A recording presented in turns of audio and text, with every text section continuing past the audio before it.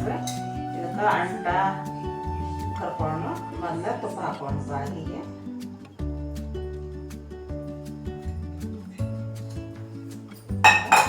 ತುಪ್ಪ ಆದ ನಂತರ ಅಂಟು ಕರ್ಕೊಂಡು ಮೊದಲಿಗೆ ತುಪ್ಪ ಕಾದತಿ ಅಂಟು ಕರ್ಕೊಂಡು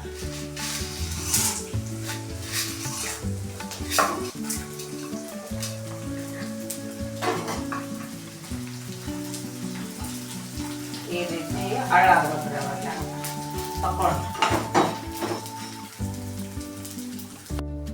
ನಂತರ ಇವು ಒಂದು ಪಾವು ಕಿಲೋದಷ್ಟು ದ್ರಾಕ್ಷಿ ತೊಗೊಂಡೇನ್ರಿ. ಇವನ್ನ ಕರ್ಕೊಂಡು ತುಪ್ಪದಾಗ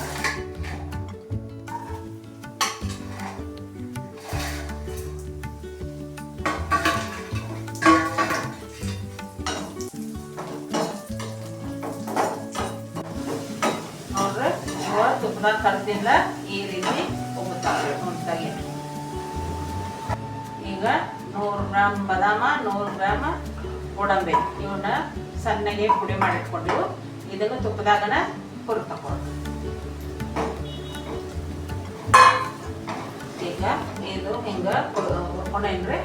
ಇದನ್ನ ತಕೊಂಡು ಇನ್ನೊಂದು ತುಪ್ಪ ಹಾಕೊಂಡ ಇದನ್ನ ಖಾರ ಕಟ್ಟ ಬೆಚ್ಚಗ ಮಾಡ್ಕೊಂಡು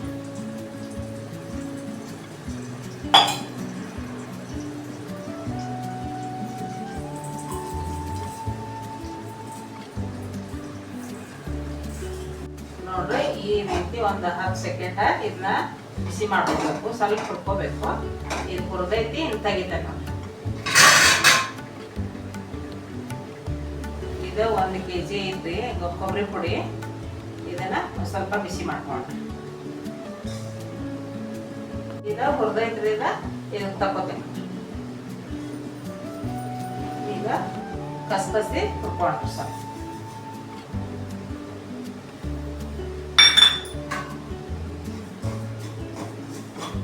ಇದು 1 kg ಬೆಲ್ಲ ಐತ್ರಿ.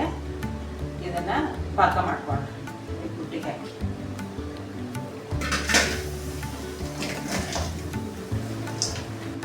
ಇದು ತಳಿಯರಷ್ಟಷ್ಟ ನೀರು ಹಾಕೊಂಡ್ರಿ ಬೆಲ್ಲಕ್ಕೆ ತಗೊಂಡ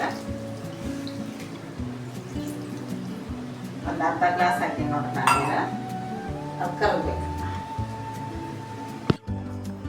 ನೋಡ್ರಿ. ಬೆಲ್ಲ ಆಗ ನೀರು ಹಾಕಿ ಕರಗಕ್ಕೆ ಇಟ್ಟಿದ್ದೀವಲ್ರಿ. ಅದಿಷ್ಟು ಕರಗಿರ ಸಾಕು. ಆನ ಬರ್ಬೇಕಂತ ಏನೇನಿಲ್ಲ.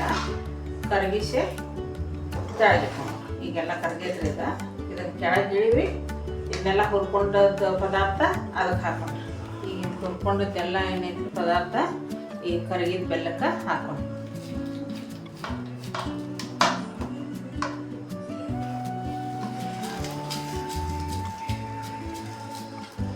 ಇದಿಷ್ಟ ಸಕ್ರೆ ಏಲಕ್ಕಿ ಕೂಡಿಸಿ ಮಿಕ್ಸರ್ಗೆ ಹಾಕೊಂಡೇನ್ರಿ. ಅದ್ರ ಪೌಡ್ರ್ ಹಾಕ್ತೇನೆ.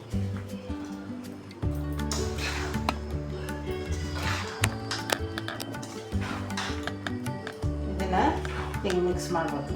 ಆರಿದ ನಂತರ ಉಂಡೆ ಕಟ್ಟೋದು. ಇದೆಲ್ಲ ಅನ್ನ ಎಲ್ಲ ಪದಾರ್ಥ ಹಾಕಿದ್ದು ಆ ರೀತಿ ಈಗ ಉಂಡೆ ಕಟ್ಟಾಗ ರೆಡಿ ಐತ್ರಿ. ಉಂಡೆ ಕಟ್ಟಾತೀನಿ ನೋಡ್ರಿ.